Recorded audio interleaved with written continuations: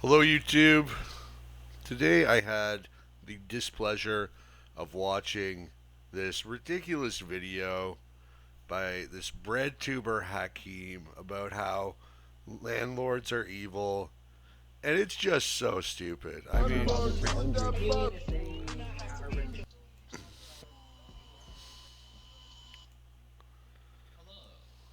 Today we'll be talking about landlords and everything problematic with the idea of landlordism. To get the primary thesis of the video out of the way, landlords are mostly parasitical in the economic sense. People who hoard property in order to profit from the misery of inbuilt income inequality that exists and no, landlords are not parasitical. I'll tell you who's parasitical. It's the political class. The political class that live off taxation. Bureaucrats, politicians, special interests. Those are parasites. Landlords are just entrepreneurs that provide a valued service. But you don't like having a place to live? Landlords literally supply one of the most important things to your average person: shelter, a nice place to live. This isn't, they're not being parasitic because they're supplying something of value. Also, this phrasing is just stupid. Inbuilt income to within inequality. capitalist societies. I'm not talking about individual landlords here or their moral character, just the No, no, I'm not talking about individual landlords. I'm talking about evil corporations. But how is it any different if a corporation or a small time landlord are doing the exact same act? How is the act morally different if A is doing it or if B is doing it? If it's the same act, then it's of the same moral quality. entire institution. Furthermore, I care less about your elderly grandparents that work their whole lives to have You care less, except you say they're parasites, evil, should have their property taken away from them by the state. a single property to rent for their retirement. It doesn't matter what condition the landlord is in. They're still offering the same service. It makes no difference whether they have one house or 1,000 houses. From the perspective of the guy renting, they're still just offering him.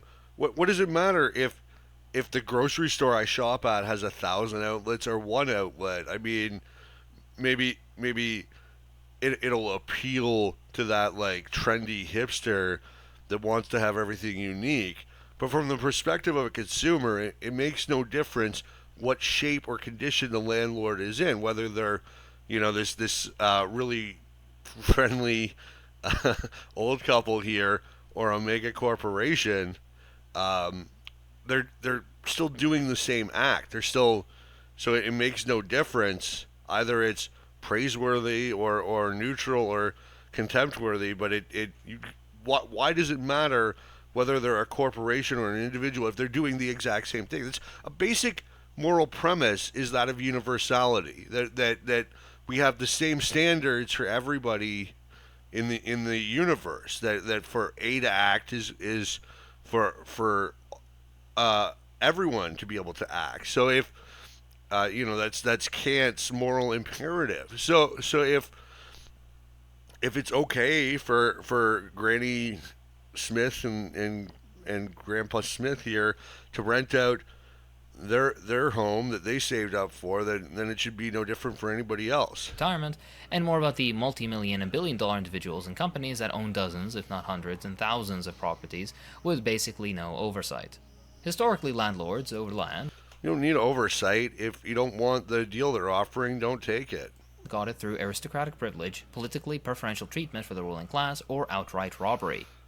Uh, so yes and no. There sure there have been abuses historically, absolutely, with land ownership, like in Ireland and Scotland, for example. But let's get real. I mean, most people, most claims to land are not like that. It's not like it was stolen from the peasantry by politically connected elites. More common is the claim that, like, my grandfather had to his farm when he emigrated to Canada, and built that from nothing into a pig farm. That's a completely legitimate claim to land. This is the story of pretty much all large non-state owned land, be it first world or third. Citation needed. Let's share a few quotes from Adam Smith and Karl Marx on the subject of renting and landlordism in general, shall we? Origin in robbery.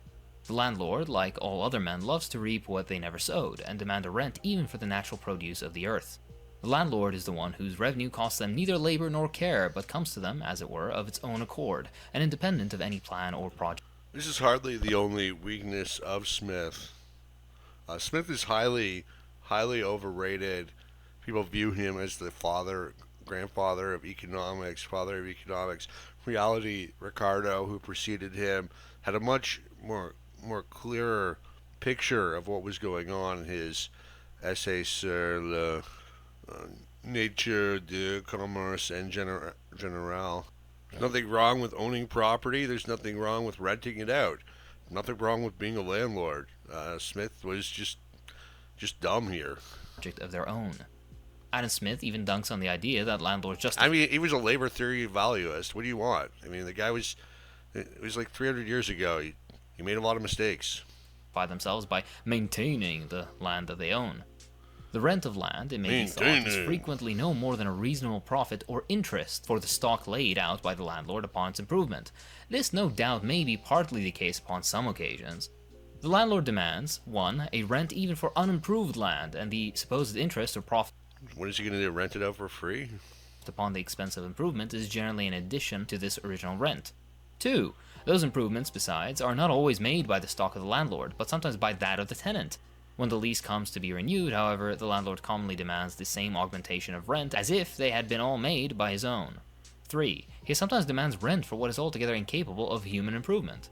Now, if you'll indulge me one more quote, Marx beautifully says, "Let us now see how the landlord exploits everything from which society benefits. Every improvement in the circumstances of society tends either directly or indirectly to raise the real rent of land, to increase the real wealth of the landlord, his power of purchasing the labor or the produce of the labor of other people." In essence, according to Smith and Marx, landlords are those who love to benefit from labor they didn't do, who contribute next to nothing as a generator of revenue from their so-called investment, and are ones that benefit from society without benefiting society themselves. Why would you paint any of this in a negative light? If your property accumulates in value for whatever reason, even if it's not your own efforts, that's not a bad thing. You shouldn't be condemned for that. And what this really comes down to is just envy and jealousy. Marxists are lazy and stupid, and they see other people having things, and they think, well, I should have that. And that's it. That's what the whole philosophy of Marxism is. It's just greed and stupidity and selfishness. I mean, you could own property if you worked hard and saved up for it. There's people that I went to school with working ordinary jobs that own property in their 20s.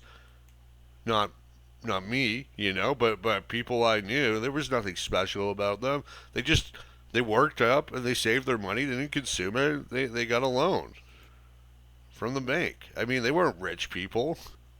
But Marxists, they don't want to work hard. They don't want to save up. They just want to whine about how society's unfair because other people have stuff. And they never want to accept that other people might have stuff because they worked hard for it. They sacrificed for it. Because that's wholly antithetical to their worldview, which is that other people have stuff because they're evil, because it's evil to be rich, which is just stupid. This whole Now, ideology are is there just any stupid. good landlords? Well, no. There's lots of good landlords. I've had so many good landlords. I mean, maybe you're a piece of shit and you don't respect your landlord. You're always late on your rent. Me, I've had nothing but good experiences with landlords, pretty much. Okay, I've had one or two bad experiences, but I've rented lots of times. I've been a bad experience with a landlord once or twice myself, in my youth. But overall, most of them are just good, decent people. I rented a studio, like earlier this year, end of last year, and it was just a young couple, both of them working, and they were like getting married and moving in together when we moved out. And they both worked hard so they could afford that property. If you're respectful of your landlord and your landlord's property, you're not damaging it. You're paying your rent on time. 95, 99% of the time, things are gonna be okay. The one time I had a problem, they kicked me out. I was smoking some weed in the condo, which frankly I don't think was a big deal. But some people are neurotic about that. It's puritanism. It's whatever. I mean, Not really. Again, this isn't a lots moral of good argument or a landlords. commentary on the character of individual It is a moral argument. I mean, you're calling them parasites. What is that? That's not a moral argument. landlords, but even in the best case scenario, where you have a landlord that charges you a so-called reasonable amount, actually repairs stuff, and is nice to you, there still is an imbalance in this relationship, one predicated on violence through threat of eviction, mind you. Firstly, Yeah, if you don't pay your rent, then you shouldn't get to live there. I mean, you want to talk about parasitism? This guy wants to not pay his rent and he wants to live there. That's being a parasite.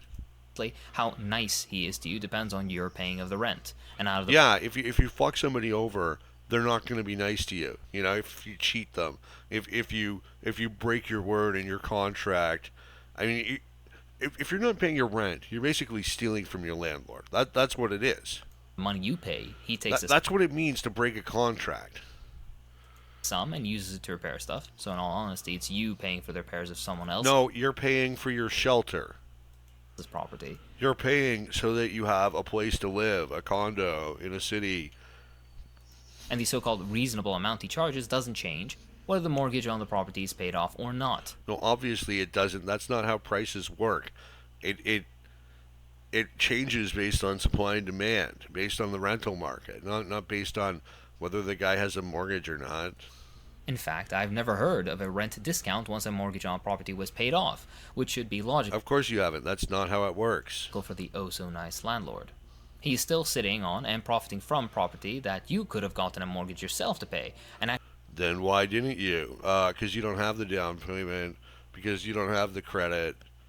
actually live in the damn place instead of just accumulating property to rent out. But I mean, what about those of us who can't get a loan for whatever reason? We don't have the down payment. We want to rent property. That's why we do it. I mean, it's not that easy. Plus, I mean, you got a lot of other costs associated with owning property aside from simply paying the mortgage. You got repairs. You got taxes, which always high, thanks to dumb fucks like this guy. the bank deemed you too insecure You got a lot of expenses, bills. You got a lot of monthly expenses in excess of your mortgage. It's not just your mortgage. of an investment to There's a lot of advantages to being a renter. You want to pick up, you want to move, or you just move to a place you don't know if you like the neighborhood or whatever. You just want to check it out while you're working somewhere. You're not bound to it like you are with home ownership. So sometimes it's good to rent, sometimes it's good to own. It's not like it's necessarily better one way or the other. make monthly $600 payments. As a result, you pay $1,200 to a landlord, month in and month out, So get the loan if it's so easy. for your entire life, basically. Someone, or more commonly a massive corporate entity, just so happens to start off with more money than you, and as a result, you have to continuously put money into the cycle of ever-increasing income inequality despite having the long-term ability to pay off shelter that you would actually be living in. This point cannot be understated. Unless you already have money, the system is rigged against you, sadly. No, it's not. You can trade your labor and get money. The system works for everybody. Better yet, predictably, capitalism turns most necessities, shelter being primary among them, into speculative assets. The housing stock is already built, the workers paid, actual homes just sitting there, but instead comes a landlord buys up several of those already existing properties and extracts profits from the most vulnerable in society. Of course, this That's a perfectly innocent thing. I mean, you want those properties on the market so that they're available to be rented. I'm sure this dumbfuck is always whining about the price of rent. Well, if the guy's not doing that, the price of rent's going to be higher. This isn't even talking about slumlords, through which quite a many seemingly respectable businessmen got their starts.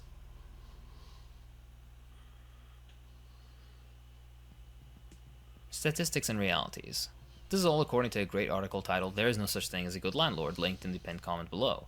In the UK alone, there is a housing need of 4.7 million people. The figure in the US is over 5 million, with a need to build 340,000 new homes every year until 2031 to make up the amount.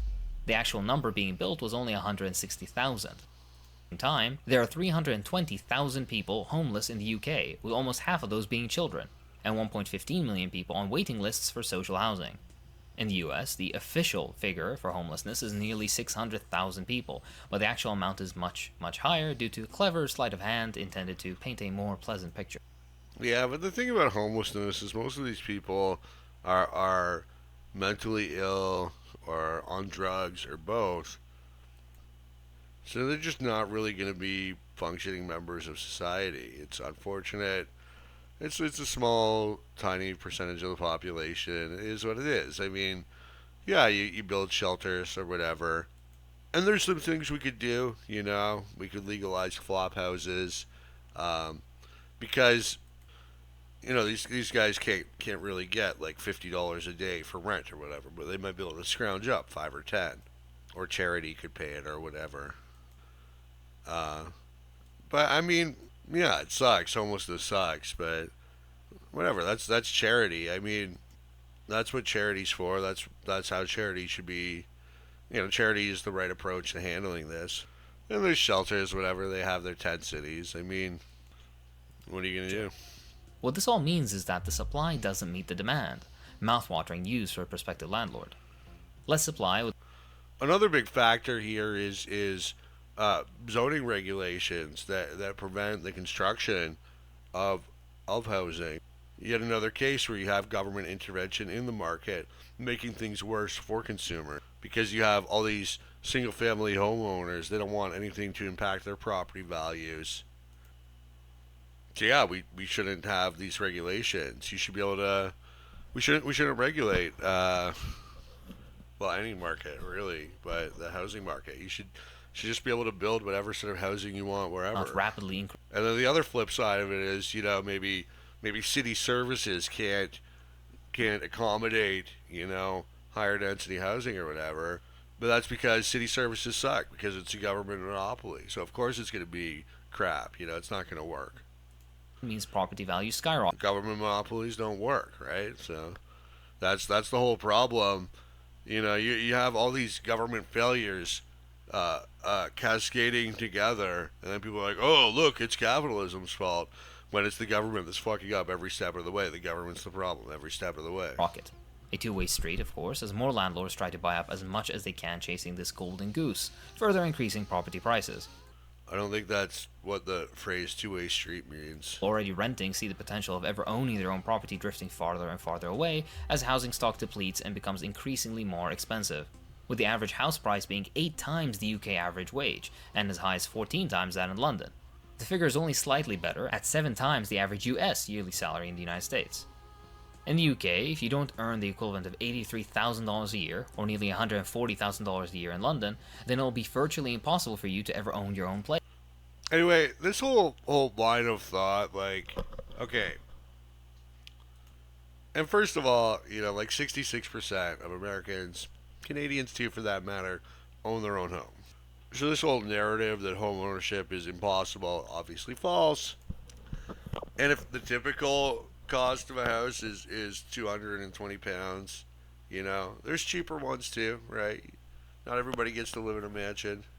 Somebody's got to live in Birmingham or whatever, you know, is the equivalent of a shitty British town. I don't really know. Nobody knows about the UK. Nobody cares about the UK. Let's be honest here, people. But this whole line of thought just strikes me as first world problems. It's like when people whine to me that you can't live off $15 an hour. Yeah, you can. Half the world is living off $5 a day. So don't come to me and say you can't live off $15 an hour.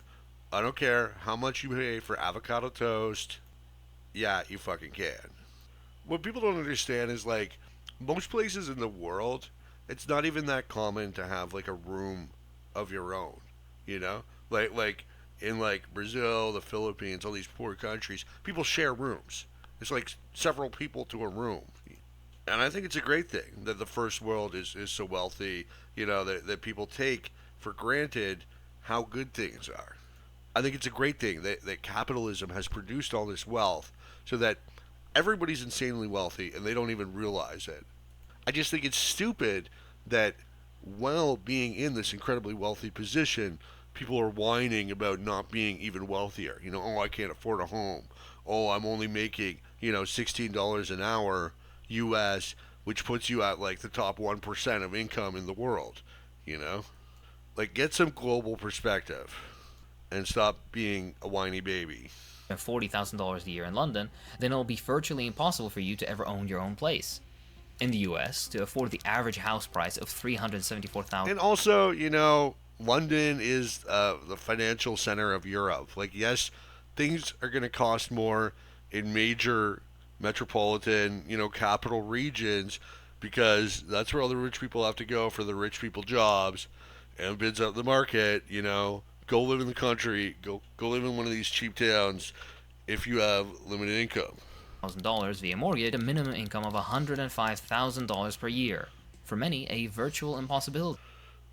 Again, this is an average house price, so that includes, it's that includes at the upper range all these $1 million houses, as well as at the lower range all these like places in Arkansas or whatever where you can get a house for like 70 grand.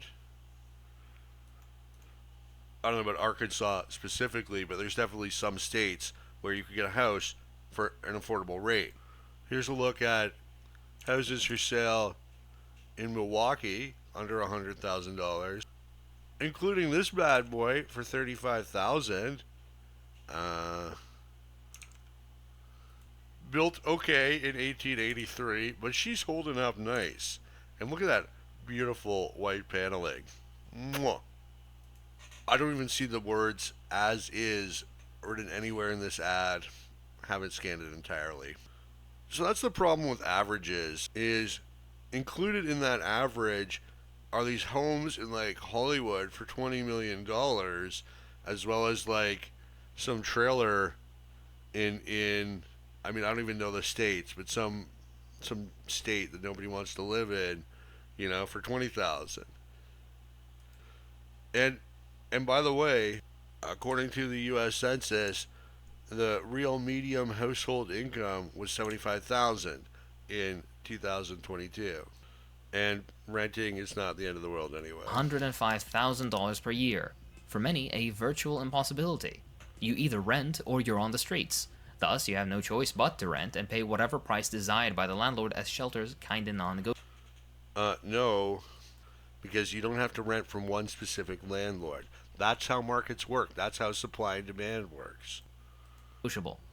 This isn't even speaking of the lack of options those homeless have, of which thousands die every year during the winter. After all, those homeless and the high likelihood of disease or death are the threat landlords use to force renters to accept ridiculous asking amounts for, in many cases, old, unrenovated, poorly heated, and spatially restrictive homes.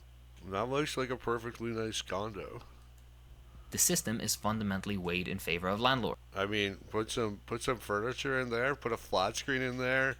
I mean, I'm assuming there's a kitchen and a bathroom. There's nothing wrong with that. With the average one making more than twice the average national salary within the UK. The US has muddier stats, but the number falls between 1.5 to 3 times the average national salary depending on how you measure it. Even if there's a downturn in the market and rent goes lower, they still have a property, an asset, something with the potential to appreciate the second the market bounces back. This is the story pretty much everywhere. So save up some money and buy a house. Participate in the economy.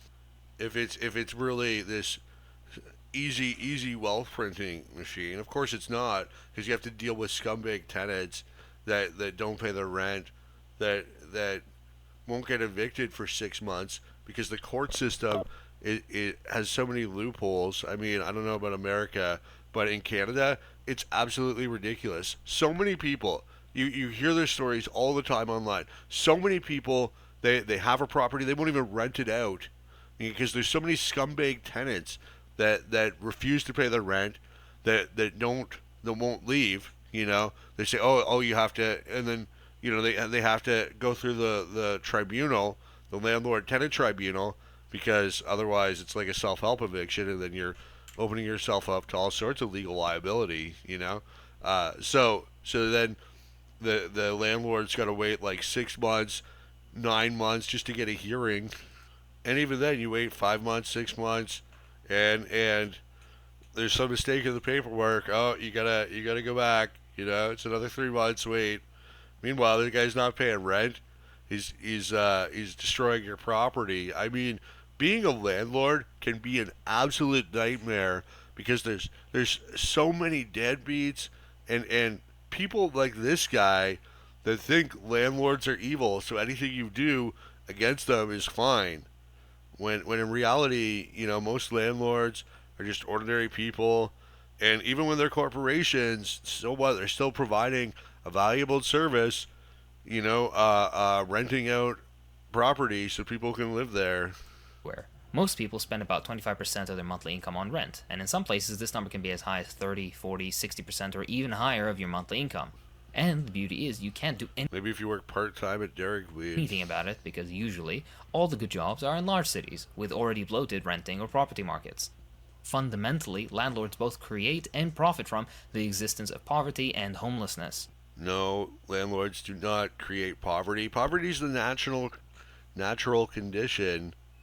They absolutely do not create homelessness. As a matter of fact, they directly do the opposite. They help people not be homeless by renting out homes. In all essence, rent is a tax placed by the better off in society. It's not a tax, okay? That's not true. A tax is something the government forces you to pay. Rent is a voluntary contract you enter into with your landlord. On usually the poorest in society for daring to be poor and want No, it's a price charge to anybody who wants to rent a property. to live somewhere habitable. Back to the video in just a second. Let's hear from today's sponsor, Atlas VPN. For a lot of research that I do for my videos, I end up hitting pages that aren't available in my location. That's frustrating as you can imagine. Geo restriction really does suck. Oh, this commie's got a shill for some capitalist company because obviously he's too stupid and lazy to get a real job. All he knows how to do is make YouTube videos. So he's going to totally betray his communist principles and shill for some capitalist company so that he can make like $1,000 a month off YouTube. Why? Probably a lot more actually. This guy's got a lot of fucking subscribers. It's just sad how many commies there are out there that just eat this stuff up uncritically. I mean, they just have no understanding of the world and how it functions. And they just want everything for free. They think everything should just be handed to them on a silver platter for free. That the world owes them a living. Oh my God, is this still going on? Well, at least a VPN company. That's not bad. I mean, in terms of what you could be shilling for. It's absentee ownership. Landlords earn money from tenants due to property rights, not their labor. Landlords make their money while sleeping, eating, or just existing while you go to work every single day. All while not living there and being able to charge you however much they want and dictate terms on how you live. They can't charge however much they want. You enter into a contract with them. You make a deal. It's the market forces of supply and demand. If they charge too much, nobody's going to stay in their unit. They got to charge the market price. That's the great thing about markets. Live in your own home, which isn't really your own home. As with every so buy a home. Argument in the support of capitalism, choice is equated. Work overtime for a couple years, save up, and buy a home. That's possible if you have good credit. If you could save up some money, if you don't spend your money, you just save it. You can buy a home. I mean, in Canada, we got like 5%, 10% down. You could get a cheap home somewhere for, a year or two of savings, especially if you have a partner. They're working too. With an ultimatum. And if you don't, what do you really need a home for? A little studio is fine if you're on your own. Take the money you pay them to pay off the property, and then take. Well, people don't want to work overtime. They don't want to sacrifice and save. They want to do the absolute bare minimum at a stupid easy job. They want to be crap at their job.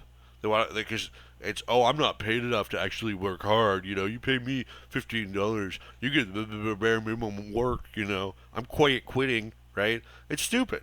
Uh, they don't want to work hard. They don't want to put in the hours. Historically, people are working 60, 70 hours. Now that people are working like 30, 25, they're like, oh, this is so much. I don't know how I do it. They have no idea how hard their ancestors worked so that they could get to this situation. Take a little extra as profit. Everything a landlord does or pays for comes from your wallet, be it property tax, maintenance, or whatever else. If the landlord Okay, that's just a stupid way of viewing things. And first of all, they don't always rent out the places, so then obviously it's coming out of their money. You can have the tenant; they don't come up with the rent. Again, coming out of their money. Not every landlord is positive cash flow on every property. No, I'm not saying landlords are in a bad position necessarily. You get a good tenant, you have an asset, it's appreciating or at least not going down in value like inflation or because of inflation. And it's going to depend on the rental market too. Whether they're positive cash flow or not. didn't exist, then the tenant would pay less overall. Landlords are If the landlord didn't exist, the tenant wouldn't have a place to stay. unnecessary middlemen that profit off of poverty and home. There's nothing wrong with middlemen, okay? Stuff doesn't just fly out of the factory into the consumer's hands. You need the guy in the middle making sure it's going to where it's got to go. Homelessness. And yes, he gets paid for his time like everybody else. Don't hate on the middleman. The middleman has been unfairly judged by society. There is no skill required You always need some guy in the middle, okay? to buy housing, with the only requirement being money or access to finance.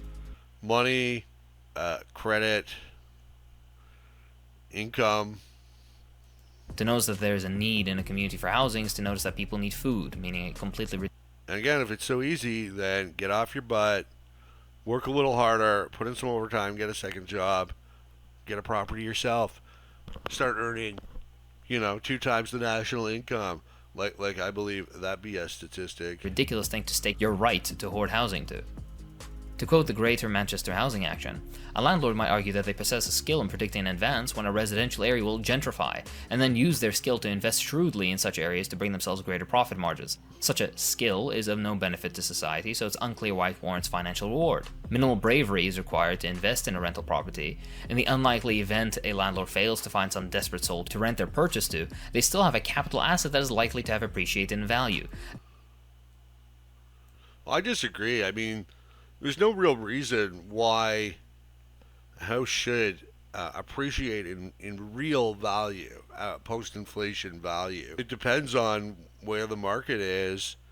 It could go up, it could go down.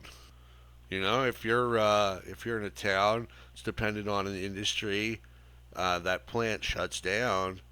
You're gonna see the value of your property decline. Now, some places, Toronto, where there's just constantly more demand, sure, but that's not every housing market. That's not every landlord. And even there, I mean, eventually you're going to cap out at some point, theoretically. The administrative burden of being a landlord is minimal when compared with running a cotton mill or a curry house. A curry house? What the hell is this guy quoting? The Manchester, what? Examples from earlier in the article. Arranging viewings, having to occasionally call a plumber, supplying annual gas safety certificates, etc. are not arduous tasks. Despite this, many landlords either fail to fulfill their small role adequately or subcontract to a letting agent who is usually effectively paid by the renter through further inflated rent. Then go rent from somebody that doesn't have a letting agent if you think the rent is too high. By the time a landlord takes ownership of a home, the home already exists. The workers involved in the hard work of physical construction give society its housing stock and the renter their shelter, not the landlord. I hate how leftists fetishize labor. All right, there are 3 factors of production: natural resources, capital, and labor. They're all involved in the production of wealth. stock has already been paid for. That we continue to pay for it again and again in perpetuity is a form of collective madness. Yeah, your housing stock was paid for by the people who the guy who built it, who then sold it to somebody who, yeah, is gonna want to get paid. Like, it was paid for, but it wasn't paid for by you. So why should you get it for free? The problem is systemic. It's not the individual landlords that are the problem, it's the existence of the landlord layer of society that is. The existence of this entire group.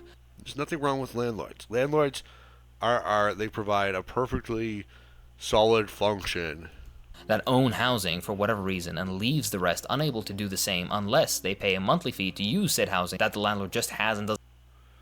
These people, if they can buy houses, go buy houses. If they can't buy houses without the landlord, they're going to be homeless. What are you talking about? And use is a societal issue, regardless of whether the person you're renting from is a good or bad person.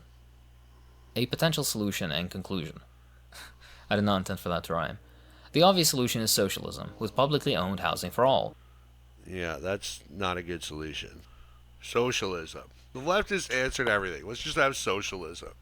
So, how did socialism solve the problem of housing? Well, here's what was going on in the Soviet Union. All right, this guy, Andras Boraskazai, uh,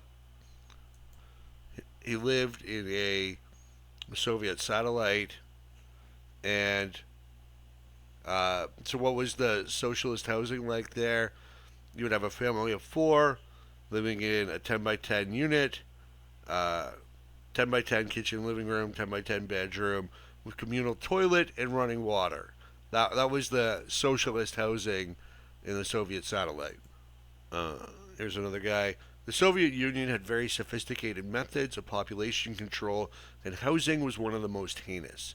Police, militia, provided people rights to live in certain places. Without this permission, one cannot just move, for example, to Moscow and buy or rent an apartment. Everyone had to get a permit and register with the police before they could go live somewhere. Without the permit, you can't just move and rent a place. It's not allowed. You had to get a job or study in college, marriage maybe. Housing shortages in the USSR was a huge problem and a source of corruption and criminal activities. People bribed authorities to bypass the 10 or 20-year waiting time to get an apartment. People would do fictitious marriages just to get on the housing waiting list. It was common for several different families living in one apartment and to share a kitchen and a bathroom. Sorry. Sometimes you had two families living in one room. So yeah, socialism doesn't work. Pretty much every single socialist country, both historically as well as today, had either eliminated homelessness or have negligent amounts, especially compared to the behemoth. Oh, really? The USSR eliminated homelessness?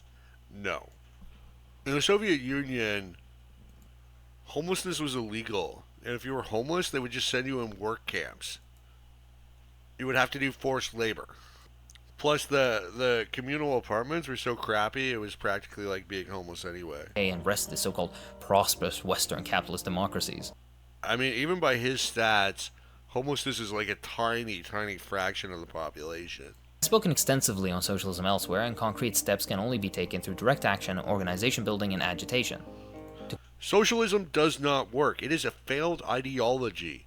It has led to the misery and the impoverishment of hundreds of millions of people. Socialism is very bad. Quote an interesting idea termed the people's rented sector from the same Manchester source earlier, if we broke away from landlordism, our housing costs would be limited to the cost of keeping our homes in a good state of repair and fit for human habitation, alongside a small contribution to the cost of continually replenishing the nation's housing stock. For most renters, this would represent a life-changing reduction in housing costs. We would then all have the choice to either use the money saved on things that actually bring us happiness, or cut our working hours, giving us more leisure time to do things that bring us happiness. Of course, this would also mandate the theft of housing from all the people who owned it, all the landlords. You're talking about stealing literally, I don't know, billions, tens of billions of dollars of wealth. Yeah, it'd be great if everything was free and we lived in some Star Trek-esque universe. But then again, nobody would actually build anything if the state was just constantly stealing it from people. And we would do so living without fear of homelessness. The overall benefit to society would be immense. Interesting, in my opinion, as one prong of a multifaceted Oh, really? How well has socialism worked out every single time it's ever been attempted? It's been a complete failure. These people are so delusional. political approach towards housing when working within the capitalist system. However, the only concrete and permanent change will come with the overthrow of the capitalist system and the construction of socialism. Just to give you an idea of how bad things were in the USSR, from 1913 to the 1970s, the economy stagnated. 60 years where workers did not see any increase in their standard of living. I mean, it's just such a stupid system. It doesn't work. It can't possibly work. It's been failed every single time it's ever been attempted, and yet socialists still advocate for it, which makes no sense.